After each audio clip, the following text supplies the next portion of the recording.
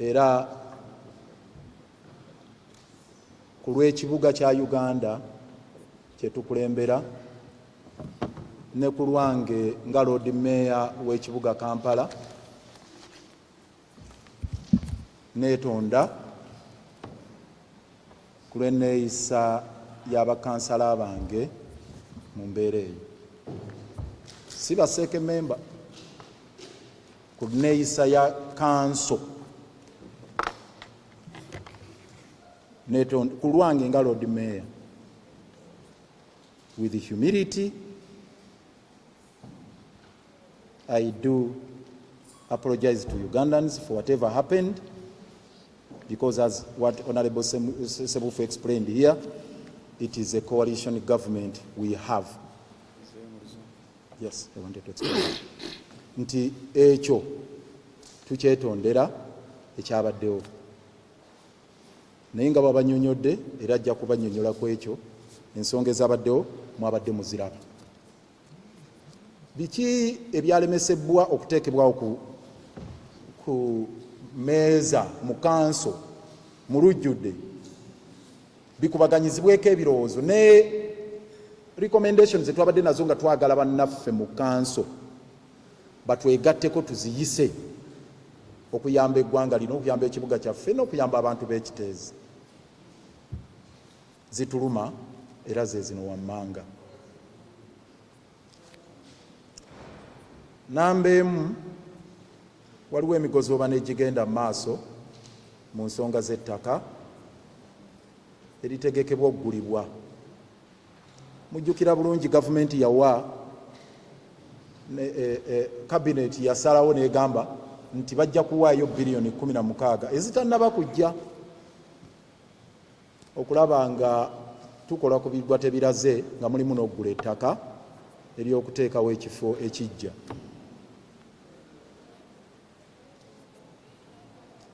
Ebyetaago bya ettaka eryo ne byogerebwako na buli kimu, era nga bwe bikiri mu mateeka aga procurement, the procurement and disposal unit bagiyita PDU netandika omulimu gwayo nefulumya road map ng'egamba ng'ennaku z'omwezi 28 omwezi oguwedde ejja kulanga eyite abantu abalina ettaka eryekesisi lyetaaga bateekeyo okusaba kwabwe. Ng'ennaku z'omwezi 2 lwe bajja okugalawo okurisiivinga bids ezo ez'abawaayo ettaka 2 ogw'omwenda. Ng'ennaku z'omwezi 5 ogw'omwenda basumulule amatu bakole gye bayita evaluation okulaba ani awangudde.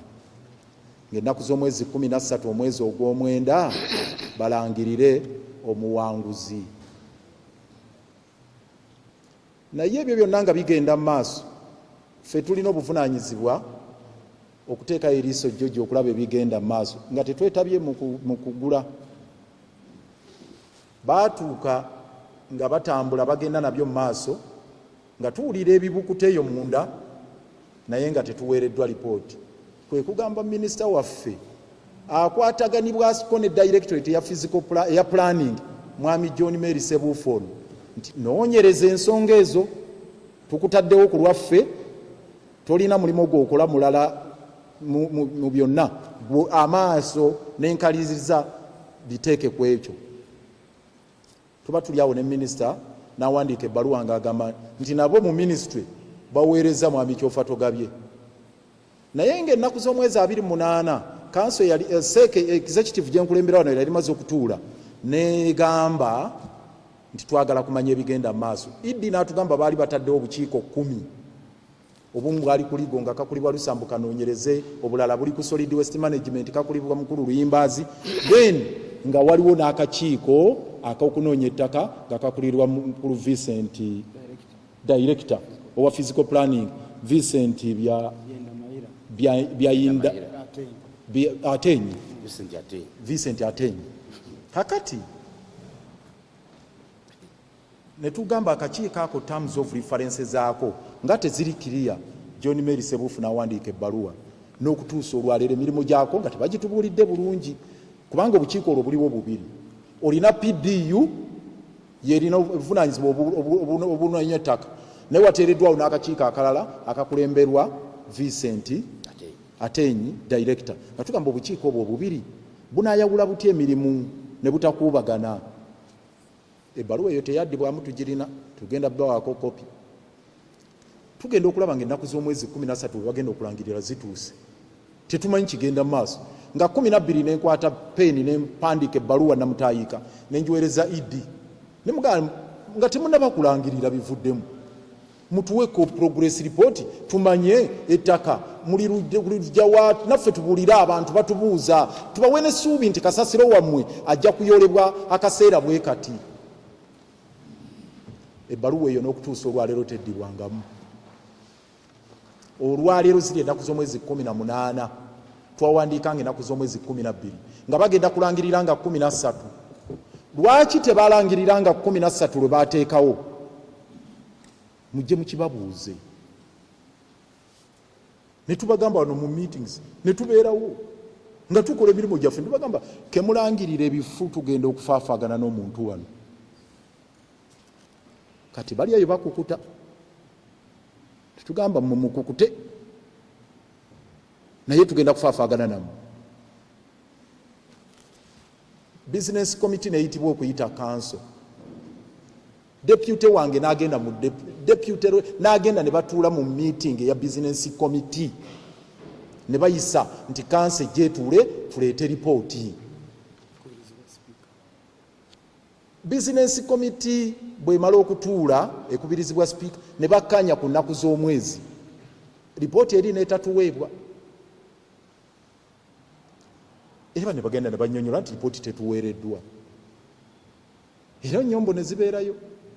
Kati ku Monday ya wiiki eno executive director aliwo acting deputy lwe yatuwadde kopi gye bayise discussion document ng'erimu ebintuntu bwe bityo ne tugamba okay ffe ebyo katugenda bikozesa okukola lipooti entuufu ne tusula nga tetwebase ne tukola ebyaffe ne tukola recommendations ennungi nga twagala bannaffe tutambulire wamu.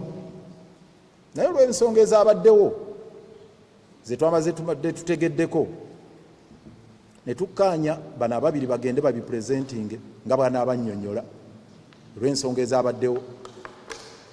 Ebyabaddewo mwabirabye katemba biki naki mu kifo ky'okugamba nti ripooti epresentingibwe ate nti mwetonde bw'obadde osaba ripooti bagireese ate ogamba temugipresentinga okolera ani? Ekyo kimu. Ne tugamba nti kakati oba ripooti eremeseddwa okugenda ku fulo ya kanso bye twabadde tuteekeddwa okukola twagala tuyise kanso eyise bye twabadde twagala kanso eyise tetulina kyakukola. Office ya Lord Mayor yo kefulumye directive kuba twabadde twagala eddoboozi eryawamu ffenna nga abakulembeze kyannaku eddoboozi eryawamu teryafunyise olunaku olw'eggulo ku nsonga zino. N'olw'ensonga eyo situjja kutuula butuuzi nga Katonga ajjula. Office ya Lord Mayor nga nkolagana ne bannange bano ne tutunulira obuwaayiro mu mateeka obutuuwa obuyinza ne tusalawo office efulumye ebiragiro bino wammanga. Ekisooka nga tugamba nti management n'ako akakiiko ka Public Procurement and Disposal of Public Assets Unit PDU bayimirize mbagirawo enteekateeka zonna ze babadde bakola okugenda mu maaso okugula ettaka kubanga mwetobesemu emigozo bano n'ekigoye wezinge mungi kakica mungi avaako ebyo bye mugaba wano kati ekiri emabega waabyo mwe kye mutalaba ye kakica ali emabega w'ebyo zeze ngumi ze mulaba yeyo katemba gwe mulaba kati tulagidde oba ofisi ya Lord Mayor agidde executive director mu instrument eno gye tufulumiza olwaleero kuyimiriza mbagirawo byonna bibadde bakola mu kugenda okugula ettaka bakole alipoota namutayika wawe babadde batuuse ne process engeri gye zeetambulamu babireete mu seeke bwe tunaabifuna naffe tujja bitwalira bakansala ku mulundi guno tubasuubira tebajja kudda mu kwekola busolosolo kuddawo kwekola busolosolo kuli busolosolo kugira buti batunuulire ensonga semasonga nga tewali kwekola busolosolo kyetubasuubiramu nga tuleese ripooti eyo tiimu yange ejja kubaayo egireeta oba gyendi oba siriiyo tiimu weeri ekyokubiri kwe kubanga IGG amaze ebbanga nga tawa lipoota ku nsonga zino nga mulimu abantu betwamuwaako obujulizi wano IGG yajja wano n'agamba abakozi batuuza n'olukiiko olunene wali mu gardens ne babuuza abakozi mwe mumanyi eki abakozi ne babeera bavumu ne bawa ensonga zaabwe IGG yasamoninga kumpi buli top manager mu kitongole muno okuva mu technical staff bonna ne babatwale wa IGG bonna ne balikodinga statements IGG n'asindika ttiimu nejja ku nnaku z'omwezi 28 ne tutuula mu boodi rumu wano eno ya road mayor n'enkwataga fayiro bwe gati obujulizi bwe buti obuvo n'obuddo bw'enjega y'ekiteezi n'amannya ne tugamuwa be tugamba nti oh no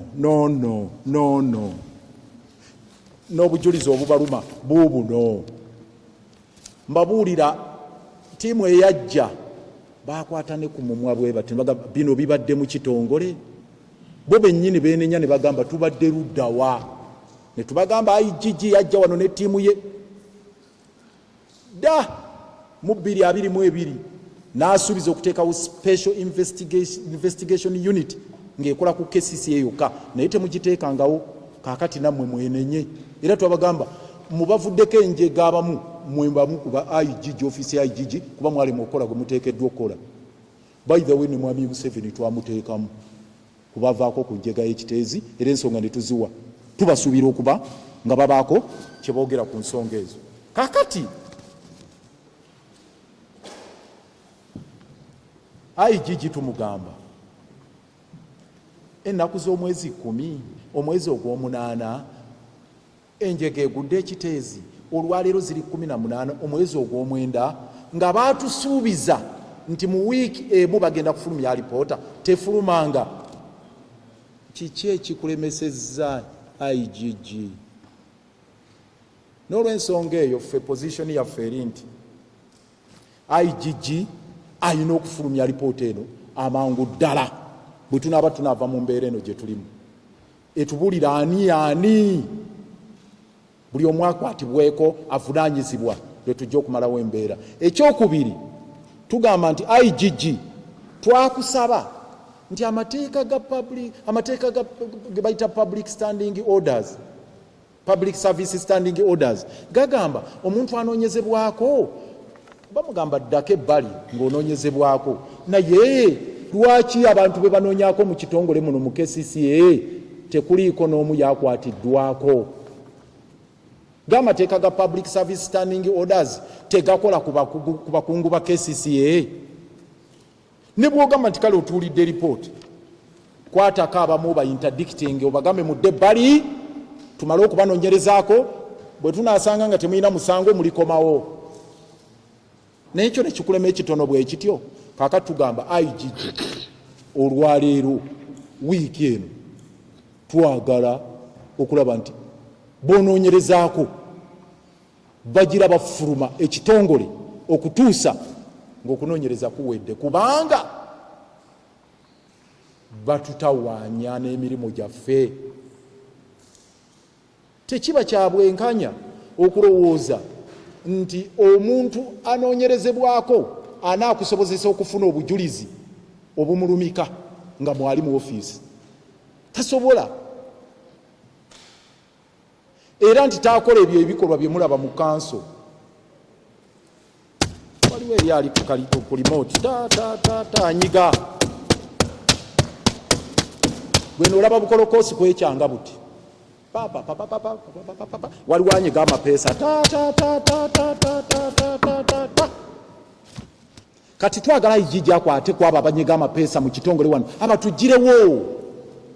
abatugirewo nze sirira buzibu na bukolokoosi ekyo sijja balimba kuba oba olina obuzibu bw'otandika okudda ku bukolokoosi oba olina obuzibu naye anyiga amapeesa gano obukolokoosi ne buzannya wano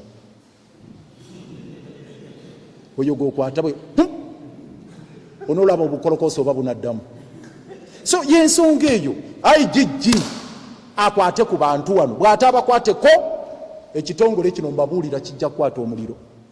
Ekyo mbatadde ku notice kuba nefe olutalo tetutudde gwe weebuuze era nababuuzizza nti mu mupiira oli talina mupiira agulina mwenna mumulaba.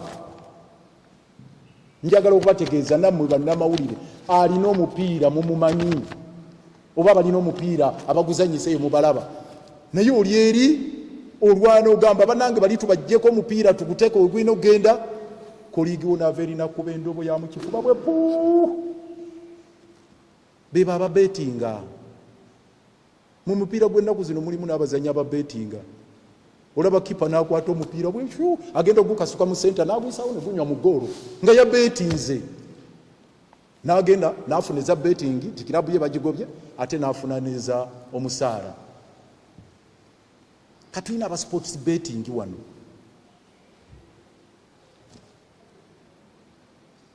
bw'otabakwatako tugenda kufuna obuzibu kyekyolaba balinnya Sebuufu engatto mu kifuba ono asayininga kyeke neemu mu kitongole ono yeyavaako kiteezi Sebuufu eyabadde wali nga bonna hazifu Sebuufu yatandikirwako kiteezi era gwasemberako. I wish amaanyi ago tugateeka ku bantu bali amaanyi ago ne tugateeka ku bantu abo abavaako enjega fenna ne twegatta ne tutaayiza ne tusiba akajegere bwe tuti tugamba tutaayize nga batusindika kufuluma. And other matters we may not be privileged to tell you now, which explains that melodrama. We cannot allow this process to continue. In the interest of the people of Uganda, yes, Ugandans, we are stuck with the garbage. We want a dump site today, actually yesterday. But we must guard against plunder, which is likely to happen out of this crisis. The melodrama you're witnessing there is rooted in this. Partially, I will explain the second directive, one of the explanation of that melodrama. Now, we expect all the councillors, all the mayors, all the leaders to abide by this directive. All of them. I do not expect any of the councillors, any of the city leaders vetoing this decision, halting the process of procuring land until we investigate this matter, we get a report, and in a council sitting, well organized, with the sobriety, modicum of civility, and decorum, we present this report, the damning report, on whatever is happening behind the scenes, and we take an appropriate decision in the interest of the people of Uganda.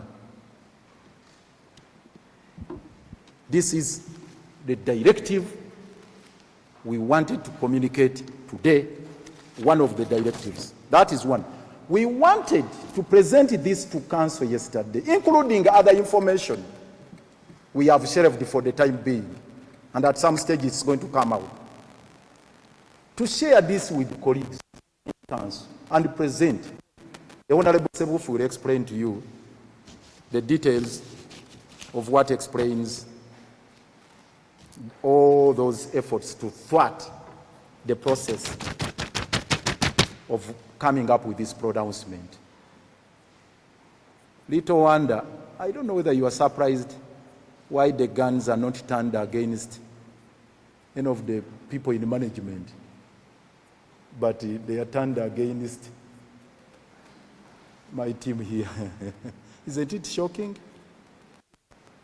I don't know how many of you love football. In soccer, when you see a player tackling the opponent who has no ball, not actually an opponent, tackling a colleague, not actually an opponent, a player tackling a colleague, who has no ball, you know there is a reason. You should be inquisitive. Why? Why are they tackling Sebuf? You saw what happened. You have all this on camera. Why he tackles? Is Sebuf the one who is the accounting officer? Is Sebuf the one who is even handling all this? But the one who is overseeing, the overseer, is the one who is getting the boot. Not even on the leg, but on the head. But the overseer. So if somebody hits the guard who guards your home, you have to check yourself. So we put there a guard to ensure that all the processes are handled transparently. Now the guard is the one receiving the barrage of attacks. Meanwhile, people want to go away with the loot. We have said no. We have stopped the process. Good enough, we have assured you, once the report is given to us, we shall get the whole of it. And we are assuring you this time round, we shall not even study it to make a recommendation.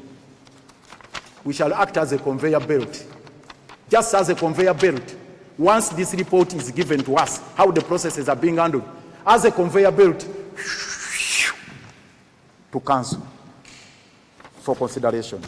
And then we see anybody raising katemba, we deal with them.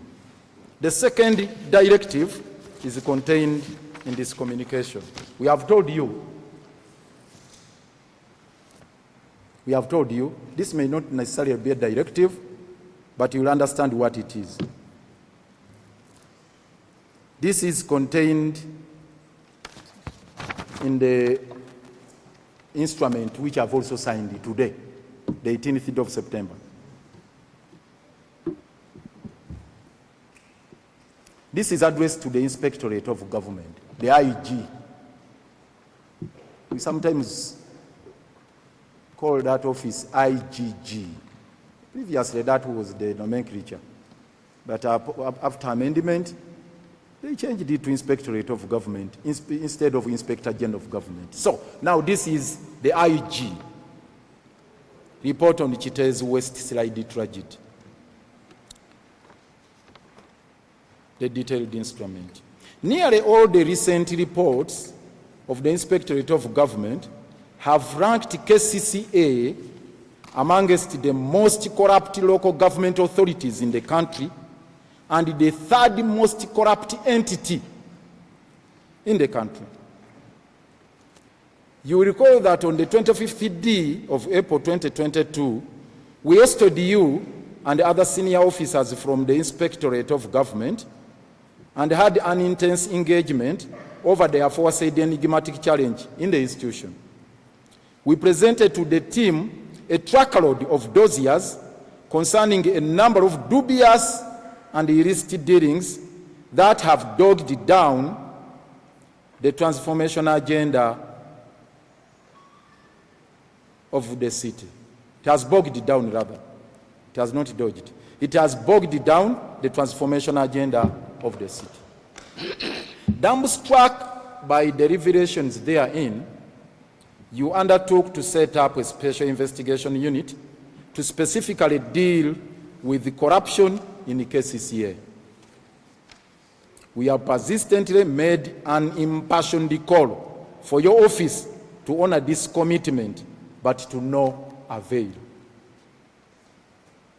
In the wake of the Chitezi garbage slide tragedy, which occurred on 10th August 2024 and claimed over 50 innocent lives, the Inspectorate swung into action to investigate the KCCA, the cause of the catastrophe and bring to book the culpable individuals within and outside the KCCA. Indeed, statements were recorded from senior management and staff of KCCA, as well as other stakeholders and whistleblowers. On the 22nd day of August 2024, a team of investigators from your office had a lengthy discussion with the Office of the Lord Mayor, which lasted for over 4 hours. Cogent evidence implicating some members of the technical team was furnished to you, specifically with regards to misappropriation and squandering of the Uganda shillings 4.1 billion annual allocation towards the maintenance of Chitezi dump site and criminal negligence. The Office of the Lord Mayor demanded for an immediate action by way of interdiction of particular individuals within KCCA to pave way for smooth and effective investigations. Your team, however, expressed mixed feelings about that action and assured the Office of the Lord Mayor that the report would be released within a week's time. This is therefore, number one, to register our disillusionment at the inordinate delay by the Office of the Inspector General to dispose of this matter of grave concern to not only Ugandans, but the entire world. We are getting more concerned about the efficacy of this process and the possible outcome, considering the unfolding events within KCCA, where voices are now coming through to castigate the State Executive Committee for having submitted that damning evidence to the Inspectorate government. We are concerned. Why are members castigating us for having submitted this evidence? Doesn't it ring a bell to you? Why? I have submitted evidence to the IGG to investigate. And then you ask, why did you take this evidence to the IGG? What is your interest, if I may ask you? If you don't want this evidence to be presented before the IGG, what is your interest? What's wrong with presenting it? Whether action is taken or not, what's wrong? Because we know the problems with that office. But it's our duty as leaders. Now therefore, our call to the Office of the IG, the Inspector General, number one, expedite the process of releasing the long-awaited report regarding the Chitezi West Slide tragedy. This is our demand, number one. The IGG or IG should expedite the process of releasing this report. This is the instrument we have issued to her. 2, forthwith cause interdiction of particular officers under investigation, as earlier requested by the Office of the Lord Mayor, lest their continued stay in office and machinations will obstruct the investigation process. By copy of this letter, Parliament is hereby requested to fast-track the investigations being conducted by the Committee of Statutory Authorities and State Enterprises, COSASE, and make a final verdict or pronouncement over the matter as soon as practicable. Look at the situation we are in as SEC members.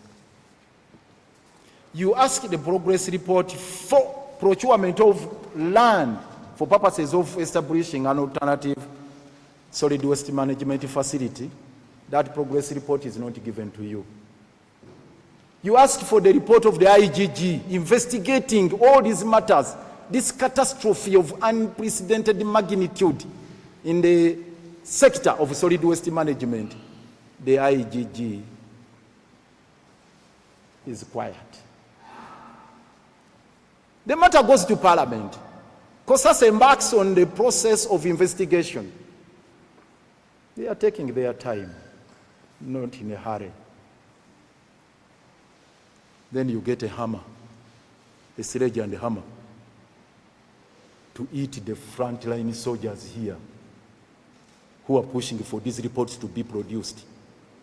We ask you, Okolerani, what is your interest in hammering the frontline soldiers, fighting, pushing for the release of these very important reports? Okolerani, why not join us in demanding for the IGG report? If they say the IGG gave us a report and it was never presented to council, we shall be held liable. Why not join us in demanding for the progress report in the acquisition of land? If it was furnished to us, then you tell us that why are you sitting on the report? Why don't you join us in demanding for the report from Parliament, for heaven's sake?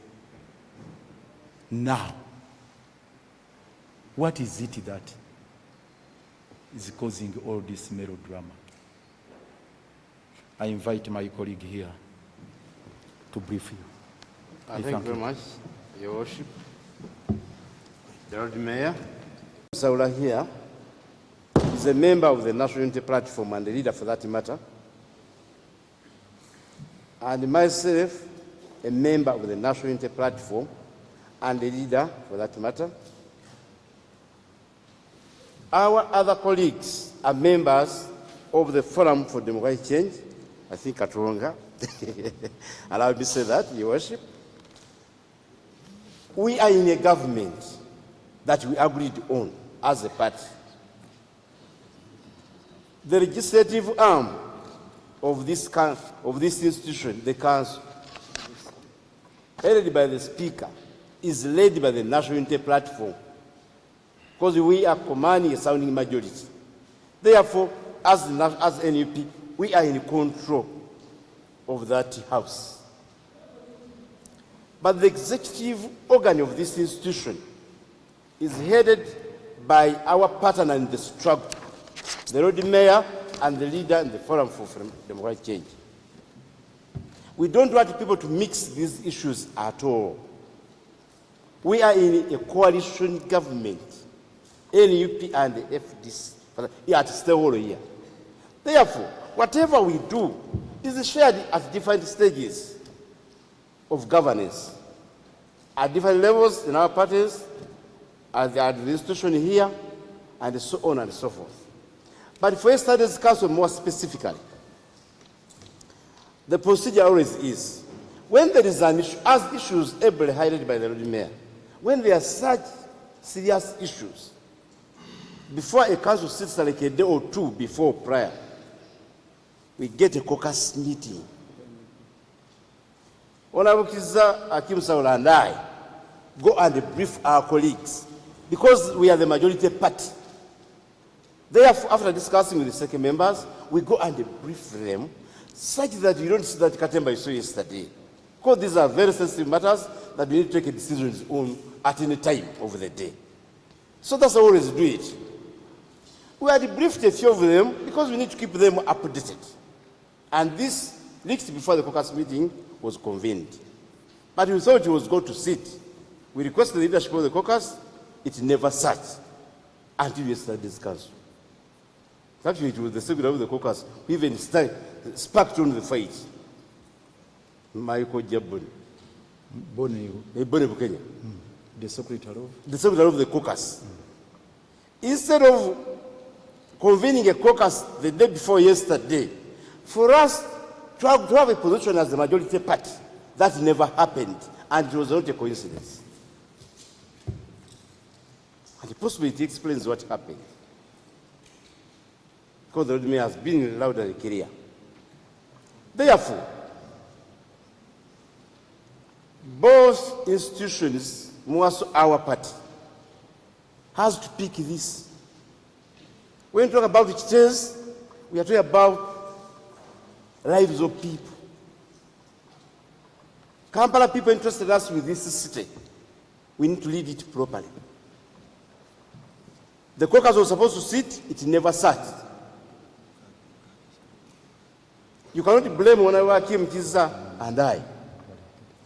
We went to council to present a report. You were there, you saw. The chair of the caucus directed us, Honorable Kizza and I, that you apologize. We had to be heard. And that was supposed to be in the caucus if there were any matter. That had to be in the caucus, not at the floor of council, where we are commanding majority. So it was intentional. We could not apologize, and we never apologize for that. Because what we were going to explain yesterday was justifying why we never needed to have an apology. In fact, like I said yesterday, they deserve to apologize to us. We are here from 8 in the morning to 8 p.m. doing this work for council and for the people of Kampala. Instead of appreciating us, they are doing what we saw yesterday. So the report was ready. These are some of the issues that were supposed to come out. But good enough, they have come out. And you are going to pursue them to the end. Secondly, I heard some of even journalists saying that they are goons. Actually, even the speaker here shouted that, yes, take away your people. Which people in the council? What happened, for example, in today's paper book, I think this must have been in Kalubu. This book of today, the gentleman you see here, being handled by Chagason, the grandson of Amin, the road councillor for Nakawa West, Chagason, here, is the man handling a high-ranked person in NUP, who is the registrar for Nakawa West constituency, and also my personal assistant. You saw the files. You saw him actually giving him files for the report. You saw, you must have seen him. Cotton Abubek, this gentleman. This one being handled by the road council. This one is not a goon. This one is leader in the party. In the NUP, registrars are very important. They are like the permanent secretaries at constituency level in the management of the party. And good enough, I heard the registrars in the Uganda region for National Unity Platform, so I know what I'm talking about. He is the leader at that level. He was supposed to be in the council because we were in the council doing work. So what happened? You can't say that these were goons. This Cotton, this gentleman, you will see him because I think he's around. In the NUP in 2021, we had vetting committees. Cotton Abubek was among the panel members who vetted Chagason to become a road councillor, to have a ticket for NUP, and therefore qualifying for contesting and becoming a road councillor. Therefore, the Baganda was saying that you go on Yegere, Harikusambia. That is what is happening. I think people should understand what is happening here, and I thought it was very important, Your Worship, for me to highlight those few issues. Thank you very much. What I need to emphasize before I come to Uganda is the issue we have raised here in the directive, the second instrument to the IGG. You've heard all this, the machinations going on. Information is shared, and then people are using it to frustrate business at council. It's the reason we want the IGG to cause the interdiction of some of members of management here. Behind all what is happening there, they are masterminds. They are masterminds. It's like somebody managing, what is this Vugologos called? So, it's a typical case. Now, we want some of these people out. No matter what happens, by the way, for your information, for the record, according to public service standard orders, public service standing orders, yes, according to public service standing orders. Once a public officer is under investigation, you step aside. You are interdicted. Some of the people being investigated by the IGG actually are in Iruzira. Like in this case of MPs and others. This incident of which it is the first of its kind, where you have people investigated while they are on job. They are the people who caused, because we have told them, the people who caused the crisis are not anywhere else. They are here. And they are the very people you are asking to solve it. The people who stole the 4.1 billion, which was meant towards management of Chitez, are within here.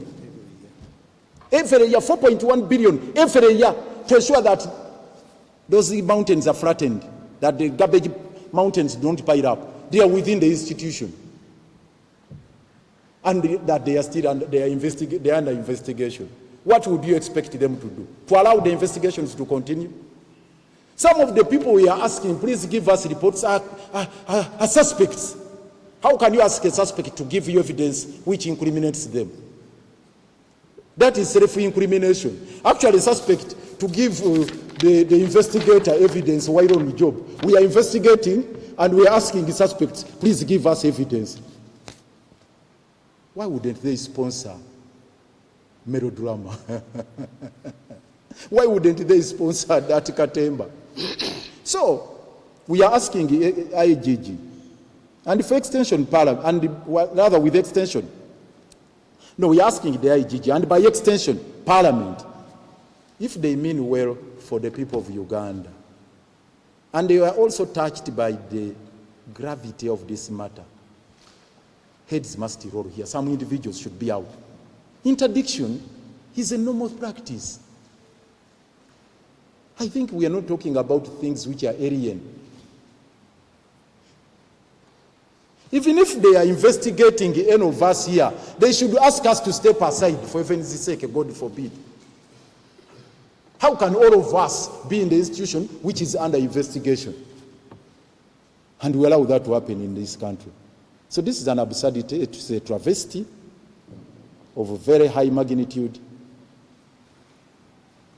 And I'm glad that the momentum today to Chimomulala. Naye bali kusebufu. Basi tunakuba. Ona agamba kuba kumutwe kuba kulubuto. Kuba yendo kuba yali. Okuolerani. So IGG, Parliament, mutukiriza amateeka ga public service standing orders mukwate ku bantu abanoonyerezebwako mu basebbali. Awo kale ripooti ne bweneerwamuko nti oba wiiki oba ebbiri oba essatu naye nga bali bweru bijja kutamba naye nga bakyali wano. Ekyo kikyali kituuzo ekyabaddewo. Mbakakasa ng'abantu abanoonyerezebwako bakyali mu kitongole wano kye mwalabyeko mu kanso kikyali kituuza. Ekyo kikyali kituuza kubanga bawagadde balwana naffe seeke tulwana. Obukolokoosi buli wali. So yembeera eyo tukola ku lw'ekibuga tusula lipooti namutayiika gye twasuze nga tukola nakati tutula amaaso gatumyusa tuteekamu buli kimu. Lipooti ezo ziba nzibu nnyo bannamawulire mumanyi lipooti zaffe wano ziba thara ziba comprehensive nga zirimu buli kimu. Twewuunyiza nakati tukyewuunya sipiika kwe baavudde ne baawona bukasalazi bannaffe nga ffe bannabwe ffe tubagamba tuleese lipooti gye mbadde musaba omwezi mulamba ne mugamba ne mwagala twetonde temwala kuwuliriza alipoota. Ekyo pati tesobola kukikkiriza. Ya National Unity Platform tesobola kukikkiriza and we cannot proceed like that. Kwa tugenda bwe tutyo kyeza nga pati tuba tulemeddwa okuddukanya omulimu gwe baatukwasa bannakampala ate nga tetunaba kulemererwa. They have found no calling to order.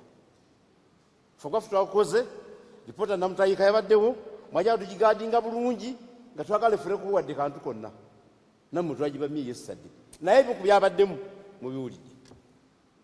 So nsaba abakulembeze baffe aba National Unity Platform ab'oku ntiko to have an immediate intervention. Kulwe kibiina, kuli kifaananyi ky'ekibiina kyaffe. Naffe kulebe kwe tuli tujja kuba kisobola okukola. Ekyokubiri, abantu baakubaganye. Ndoza kyali kiteeketeeke. Kwanza kinyina baddemu, bwe nafulumiza kigambo ne ngamba no sigenda kuyitunda. Kwana kyogedde. Ne ngamba ku nsonga z'emmanya ziri mu kiwandiiko muno. N'obulumi bwe ndiko, kanso yeteeka okutwetondera nga seeke, si ffe kwetonda. Ne ngamba sipiika n'ambuuza, weetonda teweetonda? Ne mugamba sigenda kwetonda, ne munnange ono. Memba omwe yabadde mu gallery, gwe saagenda kutegeera n'akuba engalo. N'akaluluuza asanyukidde kye n'ayogedde kirabika, kuba abantu bagoberera ebintu bino. Lord Councilor yafuutuse eri n'amulumba, gw'atali Lord Councilor oleka ali otya wano. Ebyavuddemu kye mwalabye. Naye kye mwalabye nga mbadde nkibalaga wano. Abaabukedde bakiggyeyo bulungi bannaffe. Ngenze okulaba oggula amawulire nga ndaba gwe bali mu kutuga wano, gwe bali mu kutuga ono. Naye era alina omulimu mu ofiisi yange wano nga personal assistant wange, kuba nange ndi wannakawo west. So ebintu abikola bulungi.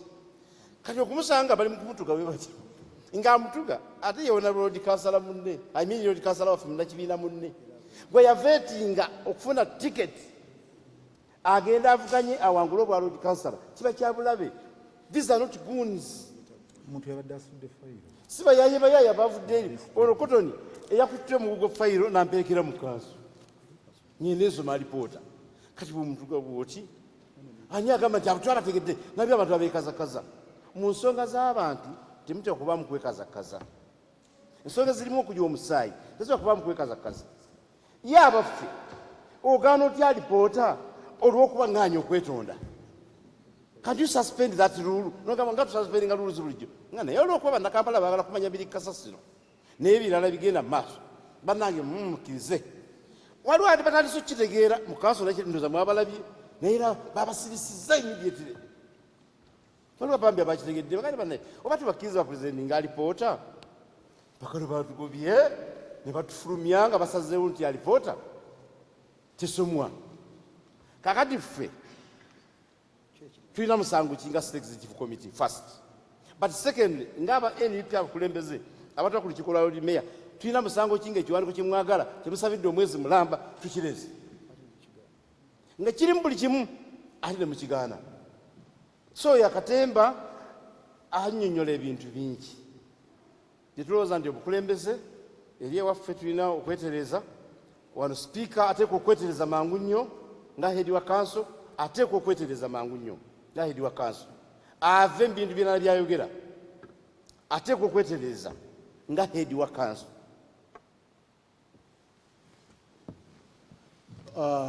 Bwetyo bwe tubadde nayo off record, kino kiri off record. Bannamawulire abalipootinze nti ekyavuddeko akavuyo. I have a hand. Because I sent him the two to present a report. If that is the hand, fine, I accept. Because I don't deny the fact that I sent him with the report to present it. I don't deny that fact. And you had it. And they had the report. So if that is the hand I had in it, so be it. The second question.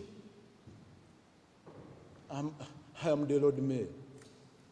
I was elected as the Lord Mayor. Which other position do I want? I am the Lord Mayor and I will never be anything else as long as I'm here. And nobody else will be the Lord Mayor as long as I'm here. Here. That answers it. But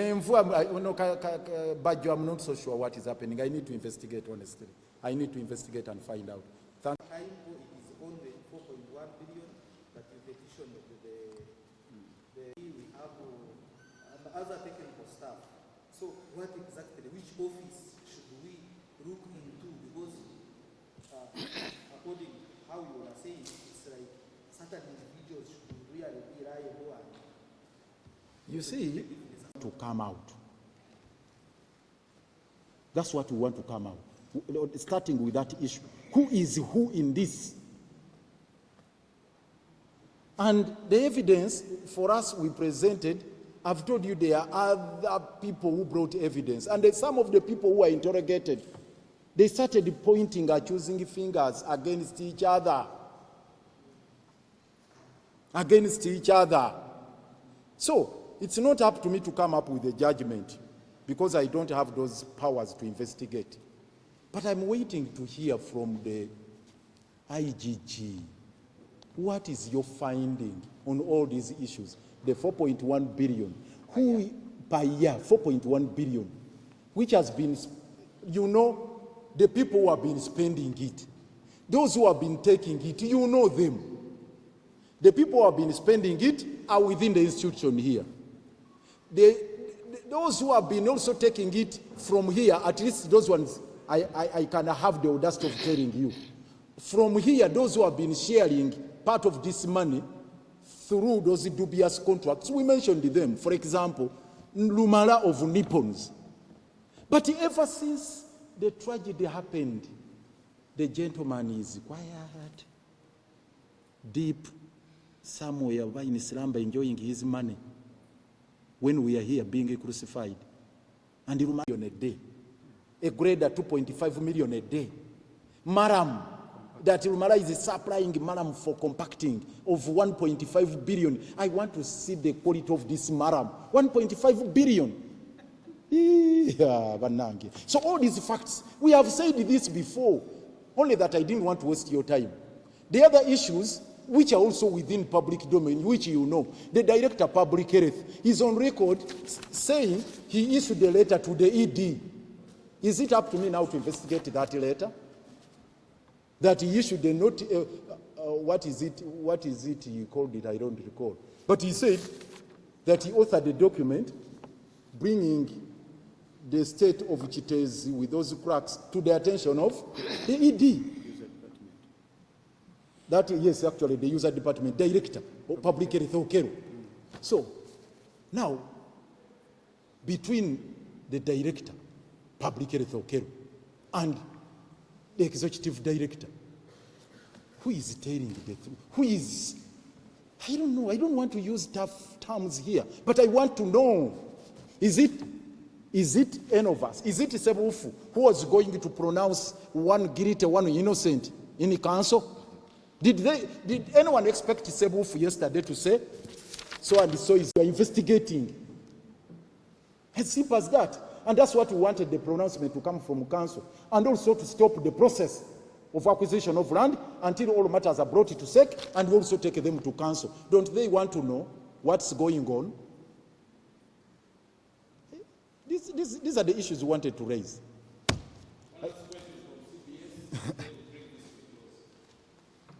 Councilor.